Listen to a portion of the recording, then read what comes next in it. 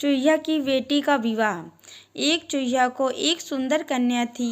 वो अपनी बेटी का विवाह सबसे शक्तिशाली व्यक्ति से करना चाहती थी। बहुत सोच विचार करने पर उसे लगा कि भगवान सूर्य उनकी बेटी के लिए उपयुक्त साबित होंगे। चूहिया सूर्य भगवान के पास गई। उसने कहा, सूर्य देवता, क्या आप मेरी बेटी सुंदर कन्या से विवाह करेंगे? क्या उसे आप अपनी पत्नी के रूप में पसंद करेंगे?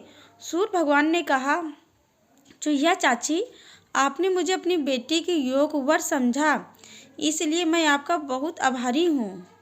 पर मैं सबसे ज़्यादा शक्तिशाली नहीं हूँ। मुझसे शक्तिशाली तो वरुण देवता हैं। वे अपने बादलों में मुझे ढक देते हैं।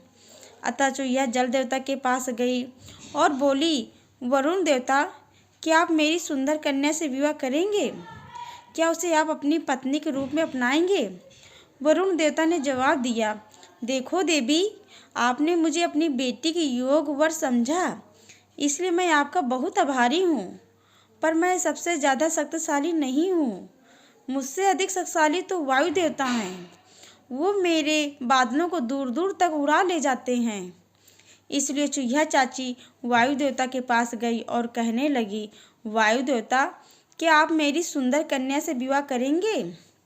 क्या आप मेरी बेटी को अपनी पत्नी के रूप में स्वीकार करेंगे?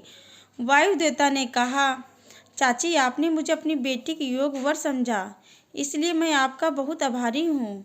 पर मैं सबसे ज़्यादा शक्तिशाली नहीं हूँ। मुझसे अधिक शक्तिशाली तो पर्वतराज हैं। वो मेरे मार्ग में खड़े हो जाते हैं और मुझे रोक देते हैं। मैं चाहे कि कितना भी ताकत लगाऊं, पर ये पर्वतराज को अपने रास्ते से नहीं हटा पाता। तब चूहिया चाची पर्वतराज के पास गई और उनसे बोली, पर्वतराज, क्या आप मेरी सुंदर कन्या से विवाह करेंगे? क्या आप मेरी बेटी को अपनी पत्नी के रूप में स्वीकार करेंगे? पर्वतराज ने कहा, चाची, आपने मुझे अपनी बेटी के योग वर समझा, इसलिए मैं आपका बहुत बहुत आभारी हूँ। पर मैं सबसे शक्तिशाली नहीं हूँ। मुझसे ज़्यादा शक्तिशाली तो मूस राज चूहों के राजा हैं।